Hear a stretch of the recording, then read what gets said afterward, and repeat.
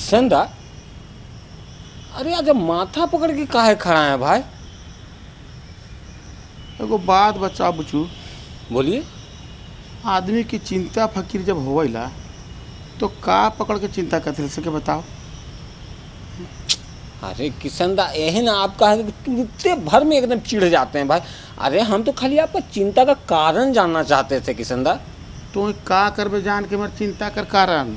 अरे किशन दा, अरे उसका कुछ उपाय लगाएंगे, कुछ उपाय सोचेंगे चिंता का। देख कर नाई, अब इतने दिन खराब हमार नहीं हो जाए कि तो हमको उपाय बता दे। अच्छा बाबा, हमको मत बतलाई, लीजिए गीता दी आ गई, अब इन्हीं से आप उपाय पूछ लीजिए। जोहार जोहार गीता दी। बताइए आप लोग कैसे हैं? दीदी हम तो ठीक हैं दीदी, लेकिन ये हमारे किशन दा पता नहीं कौन चिंता में माथा पकड़ के खड़ा है। अब दीदी आदमी चिंता माथा ने पकड़ी तो का पकड़ी, नाक पकड़ी कि कान पकड़ी, का पकड़ी तो बताओ तो हमके। अरे कुछ पकड़ने की ज़रूरत नहीं है, अभी मैं आ गई हूँ ना। तो चलिए सबसे पहले कार्यक्रम तो शुरू कर ले। हाँ दीदी हाँ। जोहार जोहार जोहार। कृषि दर्शन के इस अंक में आप सभी किसान भाई बहनों का हार्दिक स्वागत है। तो आइए सबसे पहले देखते हैं कृषि समाचार।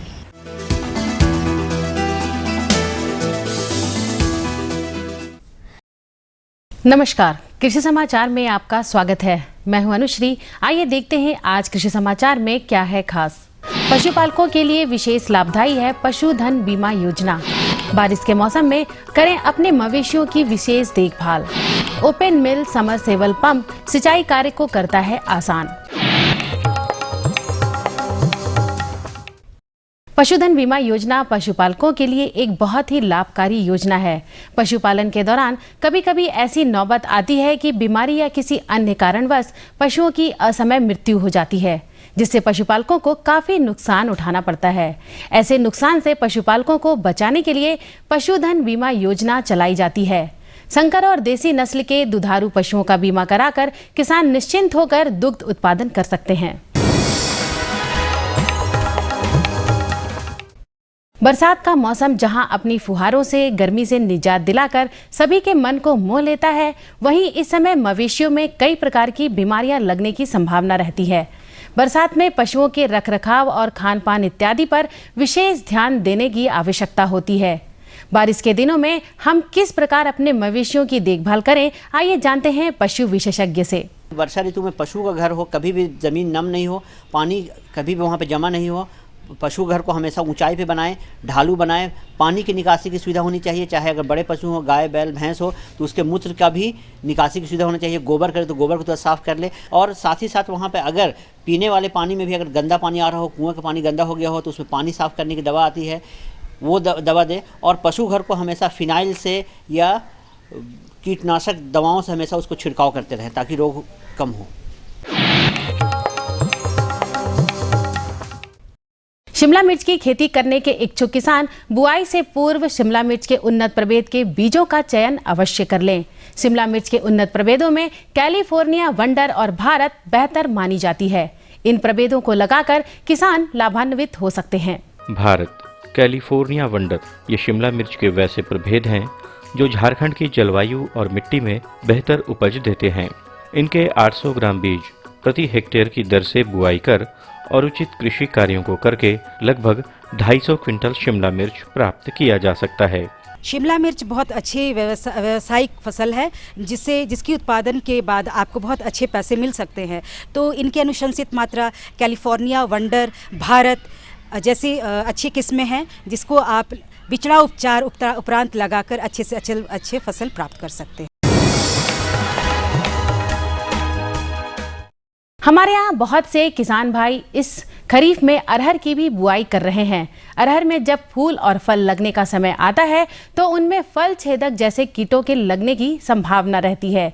आइए आज बेहतर तकनीक में जानते हैं इन कीटों के नियंत्रण के उपाय। किसान भाइयों, जैसे अभी खरीफ में अरहर लगने वाला है, तो अरहर में तो सामान्यतः आपका जो जब फूल और फल आने लगता है उस समय कीड़ा का प्रकोप होता है। तो इसके लिए किसान भाइयों आप लोग क्विनलफॉस का आता है जो फल छेदक कीट का क्विनलफॉस 1.5 ml प्रति लीटर पानी में मिलाकर छिड़काव करें और 10 दिन के अंतर पर 2 से 3 बार, तो आपका फल छेदक कीट से नियंत्रण पाया जा सकता है।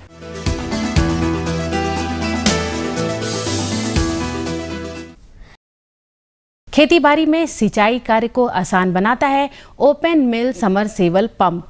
यह पंप गहरे कुओं, तालाब, नहर इत्यादि से पानी खींचकर खेतों तक आसानी से पहुंचाने में सक्षम है। वर्तमान में इन्होंने धान की फसल लगा रखी है और धान की कटनी के बाद इन्हें और कौन कौन सी फसलें लगानी हैं, इसकी योजना इन्होंने पहले से बना रखी है।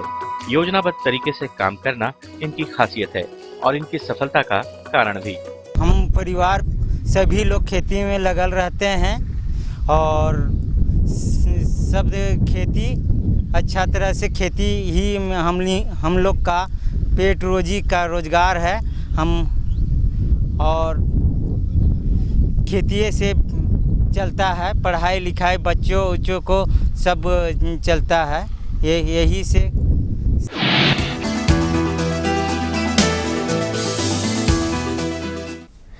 सफलता की कहानियां हमें प्रेरणा देती हैं। जी हाँ, आज के इस अंक में भी हम मिलवाते हैं ऐसे ही एक किसान से जिन्होंने कृषि क्षेत्र में अच्छी उपलब्धि हासिल की। आइए मिलते हैं इनसे और सुनते हैं इनकी सफलता की कहानी।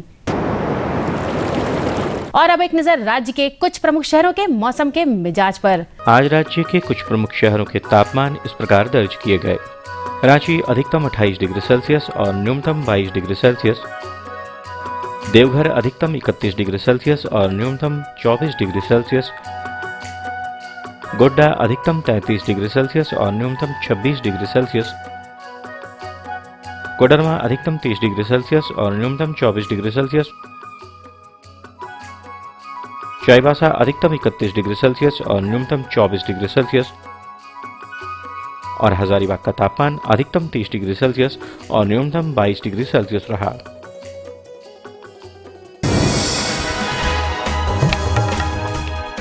और अब मंडी भाव में आइए नजर डालते हैं अनाजों के भाव पर।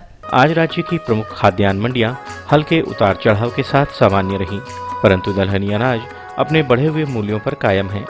आने वाले दिनों में इनमें फिलहाल बहुत बदलाव की स्थिति नहीं बन रही है। उधर सब्जी मंडियों में हरी सब्जियों के दामों में बढ़ोतरी दर्ज की गई है। आज बिके कुछ प्रमुख अनाजों के भावों पर नजर डालें तो इस प्रकार रही। चावल मोटा न्यूनतम 1400 रुपए से लेकर अधिकतम 2200 रुपए। चावल मध्यम न्यूनतम 2200 रुपए से लेकर अधिकतम 2500 रुपए। गेहूं न्यूनतम 1600 रुपए से लेकर अधिकतम 1800 रुपए। दाल अरहर न्यूनतम 7200 रुपए से लेकर अधिकतम 9400 रुपए। दाल मसूर न्यूनतम 4900 रुपए से लेकर अधिकतम 6400 रुपए। दाल चना न्यूनतम 3600 रुपए से लेकर अधिकतम 4900 रुपए। सरसों तेल न्यूनतम 8400 रुपए से लेकर अधिकतम 9400 रुपए।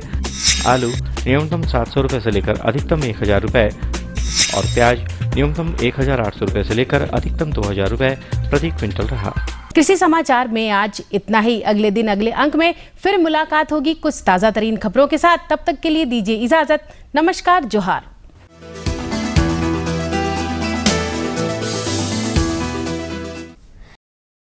कृषि समाचार के अंतर्गत आपने देखा मंडी भाव, जाना मौसम का हाल और कृषि की नई नई तकनीक और उपकरणों की जानकारियां भी ली। और भी बहुत कुछ है, लेकिन समय हो चला एक छोटे से विराम का। तब तक आप देखिए ये संदेश। ये लो और बताओ। बस। अरे ये क्या भैया जी, बस इतनी सी रासायनिक खाद? किसानी छोड़ रहे हो क्या? किसानी नहीं, नादानी छोड़ रहे हैं। मिट्टी की जांच कराई है। अब तो लालाजी जितनी जरूरत है उतने ही उर्वरक खेत में डालेंगे। हाँ, किसान भाई आज ही अपने जिले की नजदीकी भूमि परीक्षण प्रयोगशाला में मिट्टी की जांच जरूर करवाएं और मिट्टी में पोषक तत्व, नमी व पौधे के विकास को देखते हुए केवल जरूरत के अनुसार ही पोषक तत्व डालें। और हाँ, मिट्टी में गंधक, जस्ता, बोरोन जैसे सूक्ष्म पोषक तत्वों का पता लगाना भी न भूलें। उर्वरक और जैविक खाद के सही उपयोग से भूमि का उपजाऊपन बनाए रखें, उत्पादकता बढ़ाएं, खर्चा घटाएं और बहुमूल्य विदेशी मुद्रा बचाने में भी सहयोग दें। और हाँ, धीमी गति से नाइट्रोजन उपलब्ध कराने वाले उर्वरकों जैसे नीम लेपित यूरिया को प्राथमिकता दें और यूरिया का पत्तों पर छिड़काव करें। अरे वाह, तू तो सचमुच समझदार हो गया रे। अधिक जानकारी के लिए संपर्क करें जिला कृषि अधिकारी या किसान कॉल सेंटर। दादा दादा, अरे दादा, अरे अरे क्या हुआ रे भक्ता?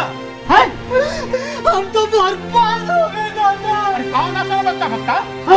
दादा, हमारे फसल को पाला मार दिया दादा। सब फसल बर्बाद हो गया। कैसे करेंगे?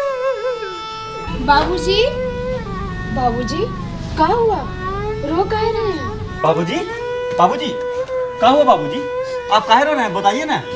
हम बर्बाद हो गए बेटा, पूरा फसल को पाला मार दिया, पूरा फसल बर्बाद हो गया बेटा। अब हम महाजन का कर्ज और ब्याज कहाँ से चुकता करेंगे? बाबूजी, हम सब कर्ज चुका देंगे। तू कहाँ से चुकता कर पाएगा बेटा? बाबूजी, मैंने हमारे फसल का बीमा करवा लिया था। फसल का बीमा? हाँ बाबूजी, सरकार ने किसानों की मदद के लिए कृषि बीमा योजना चलाई है। हाँ, ये कृषि बीमा योजना हमारे लिए जीवन दान की तरह है। हाँ, तो बताइए किशन भैया, आप किस बात को लेके चिंतित हैं?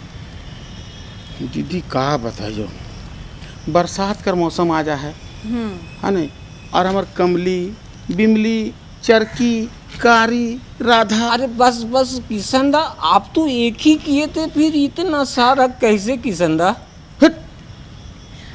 बताइए ये लोग हैं कौन कौन? अरे दीदी, हमार छगरी बकरी है दीदी। अरे किशन दा, हम तो कुछ और ही समझ लिए। देख कन्हैया, तो कन्हैया रहे, किसना बने की कोशिश मत कर। अच्छा बताइए किशन भैया, हुआ क्या है? दीदी ये बात है दीदी कि बरसात का मौसम आ जा है। हाँ। नहीं, ये बरसात का मौसम में हम बकरी पालन कैसे करी, ये मतलब प्रबंधन कैसे करी, इकर चिंता में हम परेशान है दीदी। आप बिल्कुल सही कह रहे हैं किशन भैया। वर्षा ऋतु में किसान भाइयों को बकरी पालन में कई तरह की दिक्कतें आ रही हैं। कई बीमारियों से तो बकरियां मर भी जा रही हैं वर्षा ऋतु में। तो इसकी पालन कैसे करें और उसकी प्रबंधन कैसे करें, यही जानना चाह रहे हैं ना आप? तो चलिए इसकी और विस्तार से जानकारी लेते हैं अपने विशेषज्ञ डॉक्टर असद हुसैन से, जिनसे बातचीत कर रहे हैं हमारे सहयोगी भानु घोष। कम लागत और कम समय में ज़्यादा मुनाफा का मुख्य व्यवसाय में बकरी पालन का व्यवसाय प्रमुख रूप से आता है। चूँकि और पशुओं के जैसा बकरियों को ज़्यादा देखभाल की ज़रूरत नहीं होती, फिर भी समय समय पर टीकों की जानकारी और संतुलित आहार के प्रयोग से हम बकरियों के स्वास्थ्य का ठीक ढंग से देखभाल कर सकते हैं। मौसम के बदलाव से सभी पशुओं पर प्रतिकूल प्रभाव पड़ता है, अतः सही जानकारी से आमतौर पर मौसम के बदलाव से होने वाले रोगों से हम अपने बकरियों को बचा सकते हैं। मुख्यतः बकरियों की देखभाल की अगर बात करें तो बहुत सारी बातों पर हमें ध्यान देने की आवश्यकता है, जिनमें आवास और सही पोषण हेतु आहार का महत्वपूर्ण स्थान है। आवास में बकरियों को खुला वातावरण पसंद है और वे मौसम के अनुकूल अपने आप को ढाल लेती हैं। सुविधा के तौर पर हम बकरियों को मचान प्रदान कर सकते हैं, जिससे वो भूमि से मिलने वाली नमी से बच जाती हैं। निमोनिया होने का मुख्य कारण भूमि का नम होना होता है, अतः पशु चिकित्सकों की सलाह पर आवास का निर्माण करवाना चाहिए। हमारे किसान भाई, जैसे बकरी पालन का व्यवसाय जो है, ये एक बहुत ही लाभकारी व्यवसाय है अगर इसे वैज्ञानिक विधि से किया जाए। और वैज्ञानिक विधि से कहने का मेरा तात्पर्य है कि इसे आप बकरियों को जो उचित स्थान दे रहने के लिए उसे एक मचान वाली विधि से बनाएं और साथ ही साथ उसे समय पे टीकाकरण करवाएं रोग का। अगर हमारे किसान भाई के पास बड़ी बकरियां हैं तो कम से कम एक वयस्क बकरी को 12 स्क्वायर फीट का जगह चाहिए, और अगर एक 12 फीट बाई 10 फीट का कमरा है, अर्थात 120 स्क्वायर फीट का कमरा है, तो उसमें कम से कम 10 बकरियों को आसानी से 10 वयस्क बकरियों को रखा जा सकता है। हमारे किसान भाई बकरी के रख रखाव पर ध्यान नहीं देते हैं, जिस कारण एक तो है कि उसे ठीक है, हमारे सभी किसान भाइयों के पास पक्के का मकान नहीं है, ज़मीन मिट्टी की है, लेकिन फिर भी उसमें भी हम अगर ऐसा कुछ प्रबंधन करें, ऐसा कुछ तकनीक लगाएं ताकि जिससे हमारी बकरियाँ जो हैं सो कम से कम रोग ग्रसित हो, उनका स्वास्थ्य ठीक रहे। तो उसके लिए सबसे पहले मैं किसान भाइयों को ये बताना चाहूँगा कि वो अपने घर पे ही, जहाँ पे अगर 10 फीट बाई 10 फीट का कमरा हो या 10 फीट बाई 8 फीट का हो, जितना बड़ा भी कमरा हो, कम से कम कमरे के एक किनारे पे वो बांस का मचान बना ले। बांस का मचान मिट्टी वाले ज़मीन में बनाया जा सकता है, मिट्टी वाले ज़मीन में ज़मीन से कम 1 फीट ऊंचा हो। अगर हमारे किसान भाई ऐसा करेंगे तो इससे 2-3 लाभ ये होगा, और कि सबसे पहला तो बकरियों में निमोनिया नहीं होगी। जानकारी के अभाव में हमारी बकरियों को कभी कभी बहुत सी बीमारियां लग जाती हैं, जिनमें PPR, खुरहा चपका, गलकंठा और BQ रोग प्रमुख हैं। जिनमें PPR रोग, जो कि एक विषाणु जनित रोग है, जिससे बकरियों के फेफड़ों में इन्फेक्शन और सर्दी होना आम लक्षण है। अतः जैसे ही बकरी पालक ये लक्षण देखें तो तुरंत पशु चिकित्सक से सलाह लें और समय समय पर इन रोगों से बचने के लिए टीकाकरण करवाते रहना चाहिए। बकरियों में जो विभिन्न प्रकार का रोग होता है, एक PPR का रोग होता है, दूसरा एक रोग है जो वर्षा ऋतु में हो सकती है, वो है खुरा चपका है, तीसरा एक गला घोटू और एक लंगड़ी का भी रोग बकरियों में कम होता है, लेकिन फिर भी ये रोग होता है। और एक रोग है एंटेरोटॉक्सेमिया। तो अगर पीपीआर का रोग बकरियों में पाया जाने वाला सबसे भयंकर रोग है, जिसमें सबसे अधिक बकरियां प्रभावित होती है, मृत्यु होती है।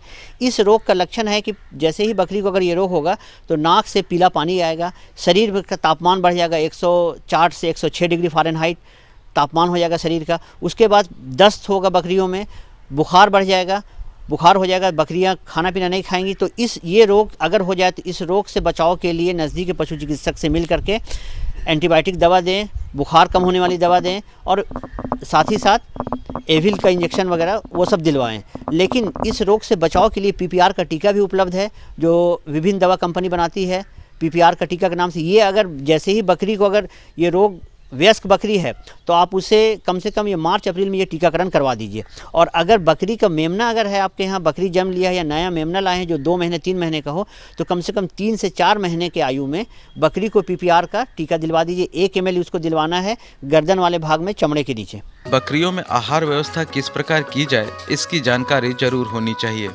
जिनमें हरा चारा और मिनरल मिक्सचर उनके दैनिक आहार में शामिल करना अत्यंत आवश्यक होता है। हरा चारा में बकरियों को लूसन या वर्सिम घास देना चाहिए। इसके अलावा दाना मिश्रण का संतुलित मात्रा में आहार में प्रयोग भी जरूरी है।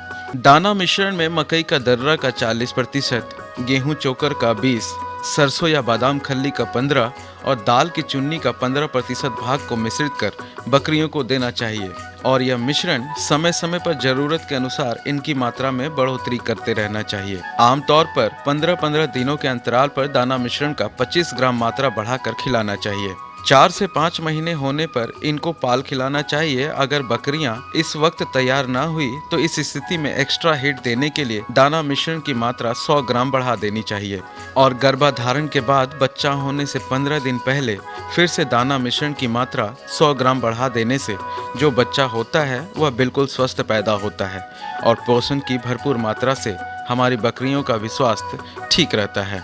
इसके अलावा बकरियों के आवास को वातावरण के अनुसार जहां सूर्य की रोशनी आ जा सके और दरवाज़ा पूर्व से पश्चिम दिशा में रखें। इन्हीं सब बातों की जानकारी रख हम बदलते मौसम में अपनी बकरियों की देखभाल ठीक ढंग से कर पाते हैं और कम लागत में ज़्यादा से ज़्यादा मुनाफा कमा सकते हैं। खान पान में उसका ध्यान दे, उसे दाना मिश्रण दे जिसमें खल्ली, चोकर और दर्रा हो। ये कम से कम 150 ग्राम प्रति वयस्क बकरी को प्रतिदिन दे। स्वच्छ पानी दें, बकरी घर को साफ सफाई रखें और उसे मचान वाली स्थिति में रखें तो रोग से निराकरण या रोग होने की संभावना कम होगी। हाँ, तो कैसी लगी जानकारी आप लोगों को? ये दीदी जानकारी तो बहुत बेस रहे, बहुत बेस। अच्छा अब बतलाइए किशन दा, अब यो माथा पकड़िएगा आप। अरे नए रे कन्हैया, आप तो हम पकड़ब तो कान पकड़ब कान। तो चलिए एक और अल्प विराम का समय हो चला है, तब तक देखिए आप ये संदेश। धनु? हाँ भाई मनु। ये बिरसत हमेशा मोबाइल में लगा रहता है। बताओ कितना कम चोरी करता है, फिर भी इसकी फसल लहलहा रही है, ऐसा क्यों? जरूर दाल में कुछ काला है।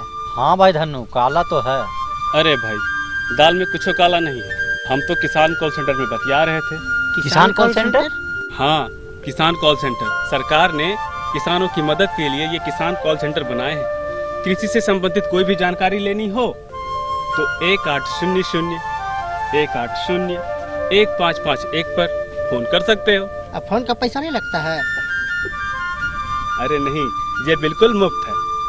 तुम सुबह 6 बजे से रात के 10 बजे तक कभी भी कॉल कर सकते हैं, और वो भी साल के 365 दिन।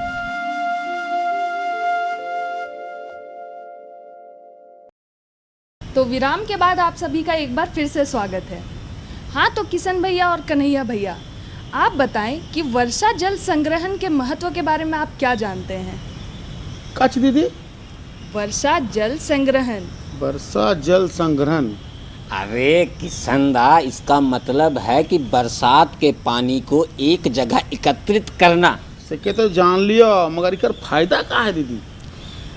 ये ऐसे समझ नहीं आएगा आपको। हाँ। हम आपको अपने विशेषज्ञ से मिलवाएंगे, वही आपको इसके बारे में विस्तार से जानकारी देंगे। सही कह रही हैं दीदी। तो चलिए आपको हम अपने विशेषज्ञ के पास लिए चलते हैं, डॉक्टर सुरेंद्र सिंह मुंडा के पास, जिनसे बातचीत कर रहे हैं हमारे सहयोगी नरेश पौराणिक जी। किसान भाइयों नमस्कार। कृषि दर्शन के इस कार्यक्रम में आपका बहुत बहुत स्वागत है। किसान भाइयों, कृषि दर्शन की टीम आज आई हुई है कृषि विज्ञान केंद्र सरायकेला खरसावां में, और आज हम यहाँ बातचीत करेंगे वर्षा जल संग्रहण के बारे में। इसी विषय पर जानकारी देने के लिए आज हमारे साथ हैं श्री सुरेंद्र सिंह मुंडा, जो विषय वस्तु विशेषज्ञ हैं। आइए सबसे पहले इनका स्वागत करते हैं। मुंडा जी, इस कार्यक्रम में आपका बहुत बहुत स्वागत है। धन्यवाद। मुंडा जी, हमारे किसान भाइयों को ये बताएं कि वर्षा जल संग्रहण करने का तरीका क्या होगा। जैसे है कि हम लोग का झारखंड प्रदेश है, यहाँ झारखंड प्रदेश में हम लोग का ज़मीन ऊंची नीची है और उबड़ खबड़ है। जैसे कि बारिश होती है तो उस बारिश का पानी डायरेक्ट उसमें खेतों पर या नदी नालों में चल के समुद्र तक चल जाती है। तो हम वर्षा जल का संग्रहण के लिए हम कुछ तरीके बताने के लिए आप लोग के सामने हैं। तो जैसे वर्षा जल का संग्रहण के लिए, जैसे टाँड़ ज़मीन में हम टाँड़ ज़मीन के लिए हम ये कर सकते हैं कि वहाँ पर 1 एकड़ ज़मीन में अगर 5 गड्ढा हमने 10 गुना 5 का अगर करते हैं, लंबाई चौड़ाई और उस गहराई को लेते हैं, तो उसमें हम वर्षा जल का संग्रहण कर सकते हैं। जैसे वर्षा अगर 15 दिन तक नहीं होती है तो उस पानी को हम इकट्ठा करके उसमें कुछ फसल उसमें लेके 15 दिन के इंटरवल पे जो भी होता है उस फसल को हम कर सकते हैं। दूसरा तरीका ये होता है कि जैसे खरपतवार, अगर आपके खेत में खरपतवार रहते हैं तो उस खरपतवार को वहाँ पर रहने देते हैं, उसको हटाना चाहिए। जैसे बहुत होता है कि उसमें जो भी खरपतवार रहते हैं उसके द्वारा वाष्प के तौर पर बहुत पानी को ले जाते हैं और उसके द्वारा हमको हानि होती है, जिससे उत्पादन में कमी हो जाती है। दूसरा तरीका है कि छोटे छोटे तालाब, जैसे हुआ कि छोटे छोटे तालाब करने का मतलब कि आप 100 गुना 100 का गुना 50 मीटर का गुने के एक तालाब बनाएं और उस तालाब में पानी का जो होता है जो उसमें हम कर लें। जैसे उसमें होता है कि जब खरीफ सीज़न जब ख़त्म होते थे, रबी के लिए हमको जब मार्च तक का फसल नहीं उठा पाते हैं तो उसके लिए हमको फायदा होती है। दूसरा तरीका ये है कि यहाँ पर जानते हैं कि हम लोग सबसे टाँड़ ज़मीन में सबसे निचले दोन को हम लोग प्राथमिकता देते हैं और उस ज़मीन में दलदल होती है, और दलदल को हटाने के लिए हम लोग कुछ नली बनाते हैं और उस नली के पानी के द्वारा भी हम लोग जल का ग्रहण करके संचय उसमें जो रबी क्रॉप के लिए हम लोग उसमें कर सकते हैं। तीसरा ये है कि हम लोग जैसे है कि रबी को खरीफ फसल में जैसे है कि खरीफ को ख़त्म करने के बाद हम लोग जब रबी का मौसम आता है तो रबी का मौसम के लिए पानी की जुगाड़ी करते हैं। तो उसके लिए हम लोग एक बड़े तालाब के जिधर से पानी आती है उस बड़े तालाब के नीचे हम स्टेप बाय स्टेज अगर खेत के हर कोना में अगर एक छोटा 5x5 गहराई का अगर छोटा छोटा पोखरा यानी डोभा जिसमें बना लें और डोभा में पानी को संग्रह करें तो हम लोग उसमें रबी के लिए जो मार्च में पानी घट जाती है उस पानी को हम उसका भरपाई कर सकते हैं। इस तरह से अलग अलग तरीक़ा के द्वारा हम लोग उत्पादन को बढ़ा सकते हैं और इसके द्वारा हम लोग किसान भाई अन्न की कमी नहीं हो पाएगी। अगर हमारे किसान भाई के पास टाँड़ वाली ज़मीन है तो उस पर जल संग्रहण कैसे करेंगे। जैसे अगर टाँड़ वाली ज़मीन है तो टाँड़ के ज़मीन के लिए हम लोग उसका जैसे ढलुआ जुताई करेंगे। जैसे हम लोग अगर ज़मीन हम लोग के यहाँ जितना भी झारखंड में है तो झारखंड प्रदेश के जितना भी ज़मीन है ढलुआ है, यानी सीढ़ी नुमा है, तो उसको ढाल के विपरीत में हम लोग उसका जुताई करेंगे। जिससे होता है कि उसका पानी जब वर्षा जल जब गिरती है तो उसका ढाल बूंद बूंद होकर वहीं पड़ जाती है, जिसके कारण हम वर्षा का पानी उसी ज़मीन में रुक जाती है। बहुत ये होता है कि वर्षा का जल जो क्षारण के द्वारा जो भाग जाती है, क्षारण के द्वारा जब पानी नीचे के ढलान से सीधे नदी नालों में जाके बह जाती है, उसके लिए हमको कुछ प्लांटेशन करना चाहिए या तो घास लगाना चाहिए, मेड़बंदी करनी चाहिए, जिसके द्वारा हम उसको पानी का संग्रहण कर सकते हैं। मुंडा जी, अब हमारे किसान भाइयों को ये बताएं कि कम पानी में ज़्यादा से ज़्यादा फसल का उत्पादन कैसे करें। किसान भाइयों, ये है कि कम पानी में अधिक से अधिक फसल लेने का तरीका जैसे है कि हम लोग उसमें जानते हैं कि हम लोग जैसे पानी रहता है तो हम लोग क्या करते हैं कि एक क्यारी टाइप के करते हैं। जैसे अगर पानी का है तो पानी को लेते हैं, जो हम लोग जब पटाते हैं या सिंचाई करते हैं तो हम लोग बड़ करते हैं। जैसे बड़ के द्वारा जैसे बड़कृत जिसमें करते हैं तो बड़कृत के द्वारा होता है कि पानी का खपत बहुत होता है, तो उसको बचाव करने के लिए हम लोग एक वैली के रीज एंड वैली का यूज करें, ताकि जैसे है कि ब्रिज एंड वैली को बनाने के लिए मेरे पास हम लोग कृषि विज्ञान केंद्र या पूरे बिरसा कृषि विश्वविद्यालय में डछो का यूज़ करें। जैसे आलू का खेती जब हम लोग करते हैं तो डछो से अगर बनाएं तो वी शेप की आकार की जो नली बनती है उसमें पानी की कम खपत होती है, उससे उत्पादन में वृद्धि हो सकती है। दूसरा है कि जब हम लोग आज सुनते हैं जानते हैं कि हम लोग की फुहारा सिस्टम के द्वारा हम लोग खेती करें। कम पानी में फुहारा सिस्टम से अगर हम खेती करें तो उसमें उत्पादन में अधिक आ सकते हैं। जैसे फुहारा सिस्टम करने के लिए स्प्रिंकल जिसको बोला जाता है, अगर हम उसको ड्रिप के साथ जोड़ें और स्प्रिंकल के द्वारा 1 एकड़ ज़मीन को पटाएं तो उसमें बहुत ही कम पानी में उसका मुनाफा मिल सकता है। दूसरी विधि है कि जैसे टपक विधि। टपक विधि के द्वारा हम लोग करते हैं कि पूरा उसको टपक के द्वारा करते हैं। जैसे अब बाग बगीचा में अधिकतर टपक विधि की यूज की जाती है, और जहाँ पर लतर वर्गीय सब्जी जो भी लेते हैं, या तो मल्चिंग का सिस्टम में हम अगर उसको टपक विधि को सेट करें तो उसके द्वारा हम लोग फ़ायदा अधिक ले सकते हैं।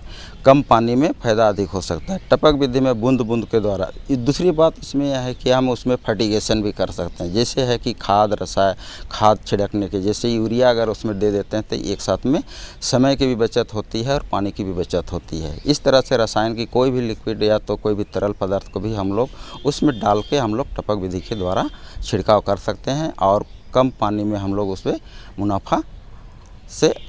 मुनाफा ले सकते हैं और उत्पादन में वृद्धि पा सकते हैं। मुंडा जी, अंत में हमारे किसान भाइयों को और क्या बताना चाहेंगे? अंत में किसान भाइयों को हम यही कहना चाहते हैं कि यहाँ पर जितना भी एक्चुअली हम हैं कि एग्रीकल्चर इंजीनियरिंग विषय वस्तु विशेषज्ञ एग्रीकल्चर इंजीनियरिंग से हैं, और अभी देख रहे हैं कि यहाँ पे जितना भी पारंपरिक पहले से चल रही है उसको छोड़ते हुए हम लोग थोड़ा सा अगर आधुनिक पे आएँ तो अच्छा रहेगा। जैसे आजकल ट्रैक्टर जितना होते हैं, ट्रैक्टर में है कि विभिन्न तरह का इम्प्लीमेंट्स हैं। जैसे एक पहला होता है कि पहला जुताई के लिए अगर उसमें हम MB लगाएँ, MB के बाद MB से पहला जुताई करें, उसके बाद हम कल्टीवेटर का यूज़ करें, उसके बाद जब फाइनल करते हैं, जब खेत में जब गोबर या कंपोस्ट जगह देते हैं तो उस टाइम अगर हैरो से अगर जुताई करें तो पूरा मिश्रण अच्छी तरह से खेतों में हो सकती है। आजकल देखते हैं कि कादो खेत में या तो तुरंत बिछड़ा स्थल या तो कोई खेत तैयार करने के लिए एक रोटावेटर आया, जो कि रोटावेटर का बहुत ही अच्छा रिस्पॉन्स है। रोटावेटर में हम लोग उसको चल रहे हैं। रोटावेटर है कि तुरंत एक दिन में अगर चाहें तो उसको, जैसे अगर मान लीजिए मौसम ख़राब है और तुरंत हम चाहते हैं कि उसमें हमको ज़मीन तैयार करके उसमें किसी धान की रोपनी करें तो उसके रोटावेटर को यूज़ कर सकते हैं। मुंडा जी, इस कार्यक्रम में आकर के हमारे किसान भाइयों को इतनी अच्छी जानकारी दी, इसके लिए बहुत बहुत धन्यवाद। धन्यवाद। हम आशा करते हैं आज की जानकारियों से आप अवश्य ही लाभ उठाएंगे। हाँ किसान भाई बहन मान, और हमारे लेकर रौरे में परेशान मत हुआ। काले के दीदी है, विशेषज्ञ मन है, रौरे के कृषि संबंधी कोई तरह का दिक्कत हुई परेशानी हुई तो रौरे चिट्ठी लिख सकीला। हाँ किसंदा, और चिट्ठी लिखने के लिए हमारा पता नोट करना बहुत ही आवश्यक है। तो हमारा पता नोट कीजिए आप। कार्यक्रम कृषि दर्शन, कृषि प्रकोष्ठ द्वारा उप निदेशक, दूरदर्शन केंद्र, रातू रोड, रांची। 3 संख्या है 834001। तो इसी के साथ मुझे किशन भैया और कन्हैया भैया को इजाज़त दीजिए। जोहार।